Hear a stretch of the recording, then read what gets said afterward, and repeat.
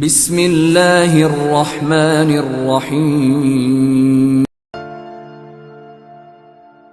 خلیفہ ہارون رشید نے ایک دفعہ اپنے محل میں شراب نوشی کی محفل سجا رکھی تھی۔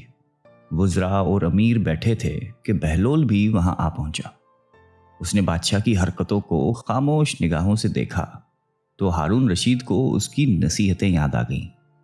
نشے کے ترنگ میں اس نے سوچا کہ اس سے پہلے کہ بہلول کوئی ایسی بات کر دے جس سے میرا سر جھک جائے، وہ خود پہل کرے، اور اس نے بہلول سے کہا کہ بہلول میرے ایک سوال کا جواب دو گے؟ بہلول نے کہا جی ہاں حضور۔ ہارون رشید نے سوال کیا کہ بہلول یہ بتاؤ کہ اگر کوئی شخص انگور کھا رہا ہو تو کیا وہ حرام ہے؟ بہلول نے جواب دیا کہ بالکل نہیں۔ ہارون نے کہا کہ اگر وہ انگور کھا کر پانی پی لے تو؟ بہلول نے جواب دیا کہ جناب کوئی حرج نہیں ہے۔ ہارون نے آگے کہا کہ اب یہی شخص انگور کھا کے اور پانی پی کر اس کے بعد دھوپ میں بیٹھ جائے تو پھر؟ بہلول نے جواب دیا کہ محترم کوئی مذائقہ نہیں ہے، جتنی دیر چاہے بیٹھے۔ پھر آگے فرمایا کہ تو پھر بہلول تم خود ہی بتاؤ کہ یہی انگور اور پانی کچھ عرصہ دھوپ میں رکھ دیے جائیں تو حرام کیوں ہو جاتے ہیں؟ ہارون رشید نے بڑے فخر کے ساتھ اپنا فلسفہ بیان کیا۔ اب بہلول نے ہارون سے کہا کہ اگر اجازت ہو تو میں چند سوالات آپ سے کروں؟ ہارون نے کہا کہ جی اجازت ہے۔ بہلول نے سوال کیا کہ علی جاں یہ بتائیے کہ اگر کسی آدمی کے سر پہ تھوڑی سی مٹی ڈال دی جائے تو کیا اس کو کوئی نقصان پہنچے گا؟ خلیفہ ہارون رشید نے فوراً جواب دیا کہ نہیں۔ اس کے بعد اگر اس کے سر پہ تھوڑا سا پانی ڈال دیں تو کیا اس شخص کو کوئی تکلیف ہوگی؟ ہارون بولا کہ نہیں، بالکل نہیں ہوگی۔ پھر بہلول بولا کہ اگر اس مٹی اور پانی کو ملا کر ایک اینٹ بنائی جائے اور اس شخص کے سر پہ ماری جائے تو کیا نقصان ہوگا؟ تم بھی عجیب باتیں کرتے ہو بہلول۔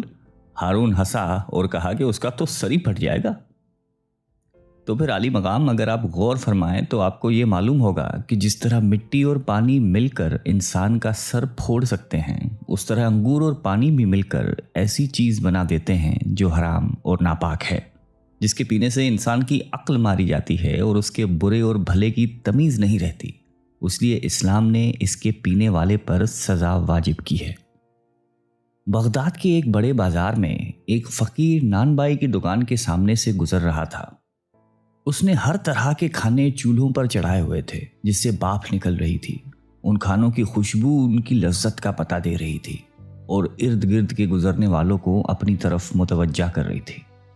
بیچارے فقیر کا دل بھی للچایا، لیکن غریب کے پاس مال کہاں تھا جو ان کھانوں کی لذت خرید سکتا۔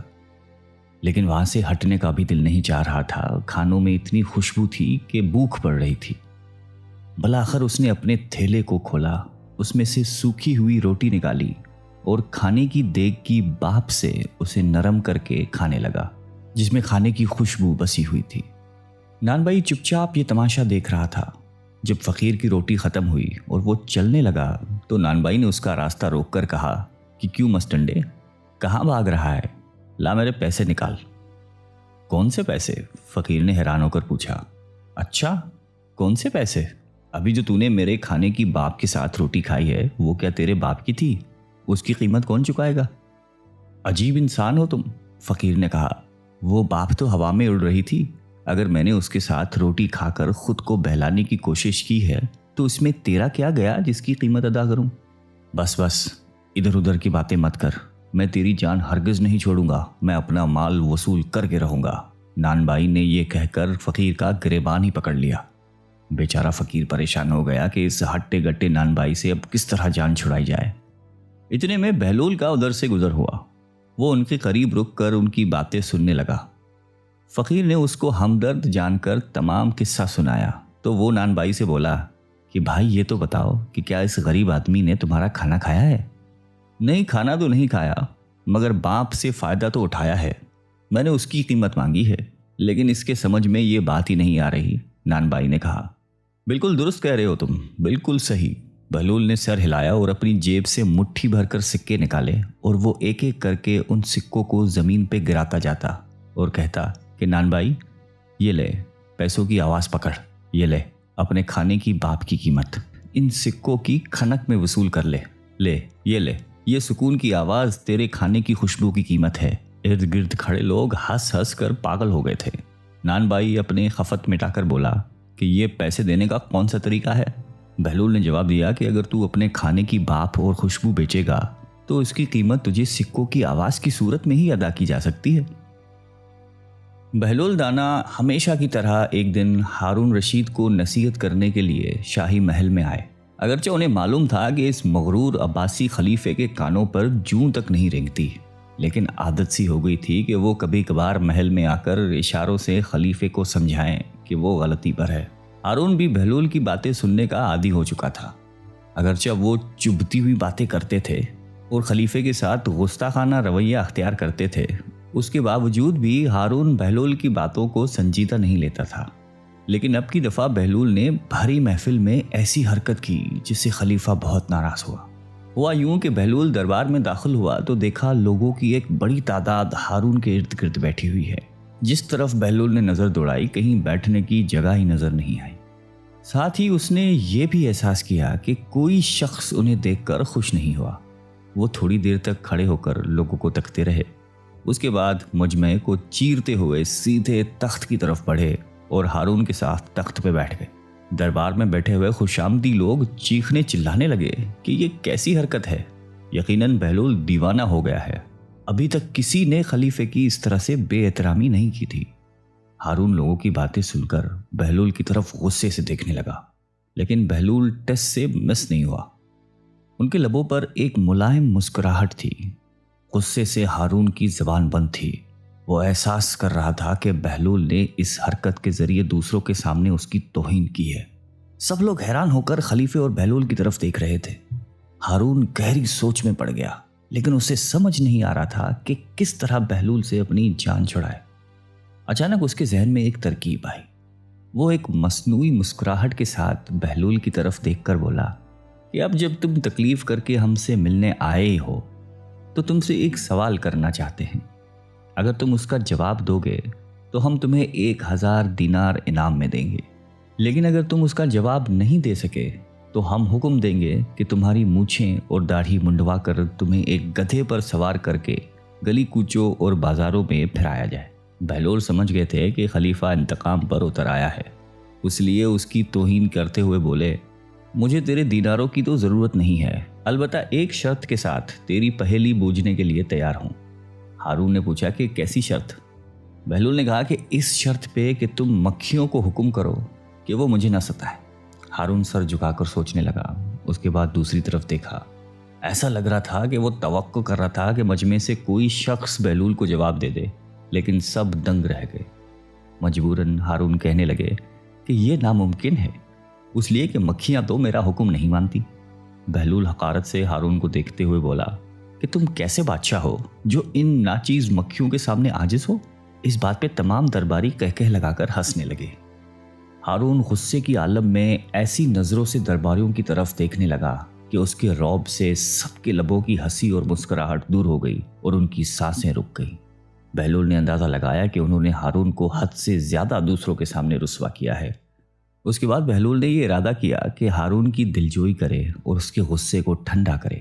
انہوں نے ہارون سے کہا کہ اب اپنی پہیلی پوچھو، میں کسی شرط کے بغیر اس کو بوجھنے کے لیے تیار ہوں۔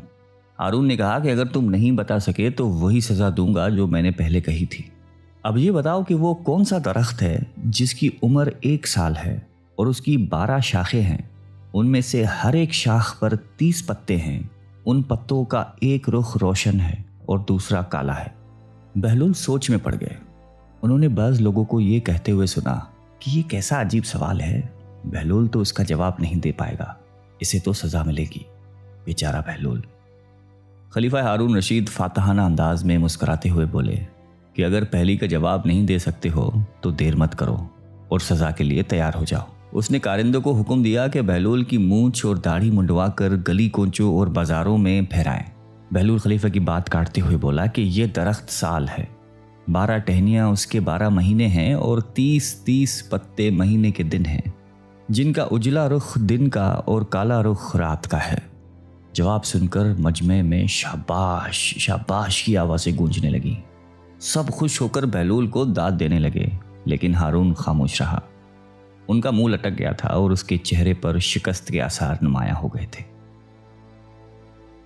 خلیفہ ہارون رشید کی بیوی زبیدہ خاتون ایک نیک اور پارسا عورت تھیں۔ انہوں نے اپنے محل میں 1000 ایسی خادمائیں رکھی ہوئی تھیں جو قرآن کی حافظہ اور قاریہ تھیں۔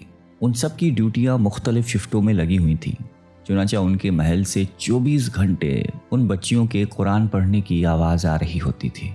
ان کا محل قرآن کا گلشن محسوس ہوتا تھا۔ ایک دن ہارون رشید اپنی بیوی کے ساتھ دریا کے کنارے ٹہل رہا تھا کہ ایک جگہ بہلول دانا کو بیٹھے ہوئے دیکھا۔ اس نے کہا السلام علیکم۔ بہلول دانا نے جواب میں وعلیکم السلام کہا۔ ہارون رشید نے کہا کہ بہلول آپ یہاں کیا کر رہے ہیں؟ انہوں نے کہا کہ ریت میں گھر بنا رہا ہوں۔ پوچھا کہ کس لیے بنا رہے ہو؟ جواب دیا کہ جو آدمی اس کو خریدے گا میں اس کے لیے دعا کروں گا کہ اللہ رب العزت ان کے بدلے ان کو جنت میں گھر عطا فرما دے۔ بادشاہ نے کہا کہ بہلول اس گھر کی کیا قیمت ہے؟ انہوں نے کہا کہ صرف 1 دینار۔ ہارون رشید نے سمجھا کہ یہ دیوانے کی کوئی بے وقوفی ہے، لہٰذا وہ آگے چلا گیا۔ ان کے پیچھے زبیدہ خاتون آئیں۔ انہوں نے بہلول کو سلام کیا اور پھر پوچھا کہ بہلول تم یہاں کیا کر رہے ہو؟ انہوں نے کہا کہ میں ریت پہ گھر بنا رہا ہوں۔ پوچھا کہ کس لیے بنا رہے ہیں؟ بہلول نے جواب دیا کہ جو آدمی اس گھر کو خریدے گا میں اس کے لیے دعا کروں گا کہ اللہ تعالیٰ اس کے بدلے ان کو جنت میں گھر عطا فرمائے۔ انہوں نے پوچھا کہ بہلول اس گھر کی کیا قیمت ہے؟ بہلول نے کہا کہ فقط 1 دینار۔ زبیدہ خاتون نے 1 دینار نکال کر ان کو دے دیا اور کہا کہ میرے لیے دعا کرنا۔ وہ دعا لے کر چلی گئی۔ رات کو جب ہارون رشید سویا تو اس نے خواب میں جنت کے مناظر دیکھے۔ آبشاریں، پھل و پھول وغیرہ دیکھنے کے علاوہ بڑے اونچے اونچے خوبصورت محلات بھی دیکھے۔ ایک سرخ یاقوت کے بنے ہوئے محل پر اس نے زبیدہ کا نام لکھا ہوا دیکھا۔ ہارون رشید نے سوچا کہ میں دیکھوں تو صحیح کہ یہ میری بیوی کا ہی گھر ہے۔ وہ محل میں داخل ہونے کے لیے جیسے ہی دروازے پر پہنچا تو ایک دربان نے ان کو روک دیا۔ ہارون رشید کہنے لگا کہ اس پر تو میری بیوی کا نام لکھا ہوا ہے، لہٰذا مجھے اندر جانے دیجیے۔ دربان نے کہا کہ نہیں، یہاں کا دستور الگ ہے۔ جس کا نام ہوتا ہے اسی کو اندر جانے کی اجازت ہوتی ہے، کسی اور کو اجازت نہیں ہوتی، لہٰذا تم کو داخل ہونے کی اجازت نہیں ہے۔ جب دربان نے ہارون رشید کو پیچھے ہٹایا تو اس کی آنکھ کھل گئی۔ بیدار ہونے پر فوراً خیال آیا کہ مجھے تو لگتا ہے بہلول کی دعا زبیدہ کے حق میں اللہ تعالیٰ نے قبول کر دی ہے۔ پھر اسے خود پر افسوس ہوا کہ میں بھی اپنے لیے ایک گھر خرید لیتا تو کتنا اچھا ہوتا۔ وہ ساری رات اسی افسوس میں کروٹیں بدلتا رہا۔ صبح ہوئی تو اس کے دل میں خیال آیا کہ آج پھر میں اس دریا کے کنارے جاؤں گا۔ اگر آج مجھے بہلول مل گیا تو میں بھی ایک گھر خرید لوں گا۔ چنانچہ وہ شام کو پھر اپنی بیوی کو لے کر چل پڑا۔ وہ بہلول کو تلاش کرتے ہوئے ادھر ادھر دیکھ رہا تھا کہ اچانک اس نے دیکھا کہ بہلول ایک جگہ بیٹھ کر اسی طرح مکان بنا رہے ہیں۔ ہارون رشید نے السلام علیکم کہا۔ بہلول نے کہا وعلیکم السلام۔ ہارون رشید نے پوچھا کہ کیا کر رہے ہو؟ بہلول نے کہا کہ میں گھر بنا رہا ہوں۔ ہارون رشید نے پوچھا کہ کس لیے؟ بہلول نے کہا کہ جو آدمی یہ گھر خریدے گا میں اس کے حق میں یہ دعا کروں گا کہ اللہ تعالیٰ اس کے بدلے اسے جنت میں گھر عطا فرمائے۔ ہارون رشید نے پوچھا کہ بہلول اس گھر کی کیا قیمت ہے؟ بہلول نے کہا کہ اس کی قیمت پوری دنیا کی بادشاہی ہے۔ ہارون رشید نے کہا کہ اتنی قیمت تو میں نہیں دے سکتا۔ کل تو آپ 1 دینار کے بدلے دے رہے تھے اور آج پوری دنیا کی بادشاہت مانگ رہے ہو۔ بہلول دانا نے کہا کہ بادشاہ سلامت، کل بن دیکھے کا معاملہ تھا اور آج دیکھا ہوا معاملہ ہے۔ کل بن دیکھے کا سودا تھا اس لیے سستا مل رہا تھا، آج چونکہ دیکھ کے آئے ہیں اس لیے اب اس کی قیمت بھی زیادہ دینی پڑے گی۔ بہلول دانا ایک مرتبہ قبرستان میں بیٹھے ہوئے تھے کہ کسی نے پوچھا کہ بہلول یہاں کیا کر رہے ہو؟ کہنے لگے کہ ایسے لوگوں کے پاس ہوں کہ ان کی صحبت مجھے تکلیف نہیں دیتی اور اگر ان سے دور رہوں تو یہ میری غیبت نہیں کرتے۔ پوچھنے والے نے دوبارہ کہا کہ مہنگائی بہت بڑھ گئی ہے، اس میں کمی کی دعا کریں۔ کہنے لگے کہ اللہ کی قسم مجھے تو کوئی پرواہ نہیں، چاہے گندم کے 1 دانے کی قیمت 1 دینار ہی کیوں نہ ہو جائے، اس لیے کہ اللہ پاک کا ہم پر حق ہے کہ ہم اس کے حکم کے مطابق اس کی عبادت کریں، اور اللہ پر ہمارا یہ حق ہے کہ وہ اپنے وعدے کے مطابق ہمیں رزق دے۔ جب رزق کی ذمہ داری اللہ پاک نے لی ہے تو مجھے فکر کرنے کی کوئی ضرورت نہیں ہے۔ کہتے ہیں ایک بار شیخ جنید بغدادی رحمۃ اللہ علیہ سفر کے ارادے سے بغداد روانہ ہوئے۔ حضرت شیخ کے کچھ مرید بھی ساتھ تھے۔ شیخ نے مریدوں سے پوچھا کہ تم لوگوں کو بہلول کا حال معلوم ہے؟ لوگوں نے کہا کہ حضرت وہ تو ایک دیوانہ ہے، آپ اس سے مل کے کیا کریں گے؟ شیخ نے جواب دیا کہ ذرا بہلول کو تلاش کیجئے، ہمیں ان سے کام ہے۔ مریدوں نے شیخ کے حکم کی تکمیل کی۔ تھوڑی جستجو کے بعد ایک صحرا میں حضرت بہلول کو ڈھونڈ نکالا اور شیخ کو اپنے ساتھ لے کر وہاں پہنچے۔ شیخ جنید بغدادی جب بہلول کے سامنے گئے تو دیکھا کہ حضرت بہلول سر کے نیچے اینٹ رکھ کر لیٹے ہوئے ہیں۔ شیخ نے سلام کیا تو بہلول نے جواب دے کر پوچھا کہ تم کون ہو؟ شیخ نے جواب دیا کہ میں جنید بغدادی ہوں۔ تو اے ابو قاسم، تم ہی وہ شیخ بغدادی ہو جو لوگوں کو بزرگوں کی باتیں سکھاتا ہے؟ جی ہاں، کوشش ضرور کرتا ہوں، شیخ نے جواب دیا۔ بہلول نے پوچھا کہ اچھا تو تم اپنے کھانے کا طریقہ تو جانتے ہو گے؟ جنید بغدادی نے کہا کہ کیوں نہیں، بسم اللہ پڑھتا ہوں اور اپنے سامنے کی چیز کھاتا ہوں، چھوٹا نوالا بناتا ہوں، آہستہ آہستہ چباتا ہوں، دوسرے کے نوالے پر نظر نہیں ڈالتا اور کھانا کھاتے وقت اللہ کی یاد سے غافل نہیں ہوتا۔ پھر دوبارہ کہا کہ جو لقمہ بھی کھاتا ہوں الحمدللہ کہتا ہوں، کھانا شروع کرنے سے پہلے ہاتھ دھوتا ہوں اور فارغ ہوتے ہی ہاتھ دھوتا ہوں۔ یہ سن کر بہلول اٹھ کر کھڑے ہوئے اور اپنا دامن شیخ کی طرف جھڑک دیا۔ پھر ان سے کہا کہ تم تو انسانوں کے پیر و مرشد بننا چاہتے ہو اور یہ حال ہے کہ اب تک کھانے پینے کا طریقہ بھی نہیں جانتے۔ یہ کہہ کر بہلول نے اپنا راستہ لے لیا۔ شیخ کے مریدوں نے کہا کہ یا حضرت، یہ شخص تو دیوانہ ہے۔ ہاں دیوانہ تو ہے، مگر اپنے کام کے لیے ہوشیاروں کے بھی کان کاٹتا ہے۔ اس سے سچی بات سننا چاہیے، آؤ اس کے پیچھے چلے۔ بہلول ایک ویرانے تک پہنچ کر ایک جگہ بیٹھ گیا۔ شیخ بغدادی اس کے پاس پہنچے تو انہوں نے شیخ سے پھر وہی سوال کیا کہ کون ہو؟ آپ نے کہا کہ میں ہوں شیخ بغدادی جو کھانا کھانے کا طریقہ نہیں جانتا۔ بہلول نے کہا کہ خیر، تم کھانا کھانے کے آداب سے تو ناواقف ہو، لیکن گفتگو کا طریقہ تو جانتے ہی ہوگے۔ شیخ نے جواب دیا کہ جی ہاں، جانتا تو ہوں، ہر ایک بات ایک اندازے کے مطابق کرتا ہوں، بے موقع اور بے حساب نہیں بولتا، سننے والوں کی سمجھ کا اندازہ کر کے خلق خدا کو اللہ اور رسول کے احکام کے بارے میں بتاتا ہوں۔ یہ خیال رکھتا ہوں کہ اتنی باتیں نہ کہوں کہ لوگ مجھ سے بیزار ہو جائیں، باطنی اور ظاہری علوم کے نقطہ نظر میں رکھتا ہوں۔ اس کے ساتھ گفتگو کے آداب سے متعلق کچھ اور باتیں بھی بیان کیں تو بہلول نے کہا کہ کھانا کھانے کے آداب تو ایک طرف، تمہیں تو بات کرنے کا بھی ڈھنگ نہیں آتا۔ پھر شیخ سے منہ پھیر کر ایک طرف چل دیے۔ مریدوں سے خاموش نہ رہا گیا اور انہوں نے کہا کہ یا حضرت، یہ شخص تو دیوانہ ہے، آپ دیوانے سے بھلا کیا توقع رکھتے ہیں؟ حضرت جنید بغدادی نے کہا کہ مجھے تو اس سے ابھی اور کام ہے، تم لوگ نہیں سمجھ سکتے۔ اس کے بعد شیخ نے پھر بہلول کا پیچھا کیا۔ بہلول نے رک کر پیچھے مڑ کر دیکھا اور کہا کہ تمہیں کھانا کھانے اور بات کرنے کے آداب نہیں معلوم، سونے کا طریقہ تو تمہیں معلوم ہی ہوگا۔ شیخ نے کہا کہ جی ہاں معلوم ہے، جب میں عشاء کی نماز اور درود و وظائف سے فارغ ہو جاتا ہوں تو سونے کے کمرے میں چلا جاتا ہوں۔ یہ کہہ کر شیخ نے سونے کے وہ آداب بیان کیے جو انہیں بزرگان دین کی تعلیم سے حاصل ہوئے تھے۔ بہلول نے کہا کہ معلوم یہ ہوتا ہے کہ تم کو سونے کے آداب بھی نہیں آتے۔ یہ کہہ کر بہلول نے جانا چاہا تو حضرت جنید بغدادی نے ان کا دامن پکڑ لیا اور کہا کہ اے حضرت، میں نہیں جانتا، اللہ کے واسطے تم مجھے سکھا دو۔ کچھ دیر بعد بہلول نے کہا کہ میاں، یہ جتنی باتیں تم نے کہیں سب بعد کی چیزیں ہیں، اصل بات مجھ سے سنو۔ کھانے کا اصل طریقہ یہ ہے کہ سب سے پہلے حلال کی روزی ہونی چاہیے۔ اگر غذا میں حرام چیز ہے تو جو آداب تم نے بیان کیے ہیں ان کے برتنے سے کوئی فائدہ نہیں ہوگا اور دل روشن ہونے کی بجائے اور تاریک ہوتا چلا جائے گا۔ شیخ جنید نے بے ساختہ کہا کہ جزاک اللہ۔ پھر بہلول نے بتایا کہ گفتگو کرتے وقت بھی سب سے پہلے دل کا پاک اور نیت کا صاف ہونا ضروری ہے، اور اس کا بھی خیال رہے کہ جو بات کہی جائے اللہ کی رضامندی کے لیے ہو۔ اگر کوئی دنیاوی لگاؤ کی فضول قسم کی بات ہو تو خواہ تم کتنے ہی اچھے الفاظ میں کہو، تمہارے لیے وبال بن جائے گی۔ اس لیے ایسے کلام سے خاموشی بہتر ہے۔ اسی طرح سونے کے متعلق جو تم نے مجھ سے کہا وہ بھی اصل مقصود نہیں ہے۔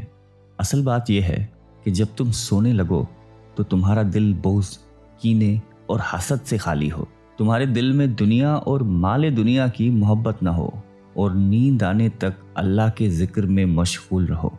حضرت بہلول دانا کی بات ختم ہوتی ہی حضرت جنید بغدادی نے ان کے ہاتھوں کو بوسہ دیا اور ان کے لیے دعا کی۔ حضرت جنید بغدادی کے مرید یہ منظر دیکھ کر حیران رہ گئے۔ انہیں اپنی غلطی کا احساس ہوا اور یہ بات ان کے سمجھ میں آ گئی کہ ہر شخص کو چاہیے کہ وہ جو بات نہ جانتا ہو اسے سیکھنے میں ذرا بھی نہ شرمائے۔ ایک بار جناب بہلول دانا کسی نخلستان میں تشریف رکھتے تھے۔ ایک تاجر کا وہاں سے گزر ہوا۔ وہ آپ کے پاس آیا، سلام کر کے سامنے بیٹھ گیا اور انتہائی ادب سے گزارش کی کہ حضور، تجارت کی کون سی ایسی چیز خریدوں جس میں نفع ہو؟ بہلول نے فرمایا کہ کالا کپڑا خرید لو۔ تاجر نے شکریہ ادا کیا اور الٹے قدموں واپس چلا گیا۔ جا کر اس نے علاقے میں دستیاب تمام کالا کپڑا خرید لیا۔ کچھ دنوں بعد شہر کا بہت بڑا آدمی انتقال کر گیا۔ ماتمی لباس کے لیے سارا شہر کالے کپڑے کی تلاش میں نکلا ہوا تھا۔ اب کپڑا سارا اس تاجر کے پاس ذخیرہ تھا۔ اس نے منہ مانگے داموں پر فروخت کیا اور اتنا نفع کمایا کہ جتنا ساری زندگی نہیں کمایا تھا، اور بہت ہی امیر و کبیر ہو گیا۔ کچھ عرصے بعد وہ گھوڑے پر سوار کہیں سے گزرا۔ جناب بہلول وہاں تشریف رکھتے تھے۔ وہ وہیں گھوڑے پر بیٹھے بولا، او دیوانے، اب کی بار کیا لوں؟ بہلول نے فرمایا کہ تربوزے لے لو۔ وہ بھاگا گیا اور ساری دولت سے پورے ملک کے جتنے تربوزے تھے وہ خرید کے ذخیرہ کر لیے۔ ایک ہی ہفتے میں سب خراب ہو گئے اور وہ کوڑی کوڑی کو محتاج ہو گیا۔ اسی خستہ حالی میں گھومتے پھرتے پھر ان کی ملاقات بہلول سے ہوئی تو انہوں نے کہا کہ یہ آپ نے میرے ساتھ کیا کیا ہے؟ جناب بہلول نے فرمایا کہ میں نے نہیں، تیرے لہجوں اور الفاظوں نے سب کیا ہے۔ جب تو نے ادب سے پوچھا تو مالا مال ہو گیا، جب گستاخی سے پوچھا تو کنگال ہو گیا۔ اس کو کہتے ہیں با ادب با نصیب، بے ادب بے نصیب۔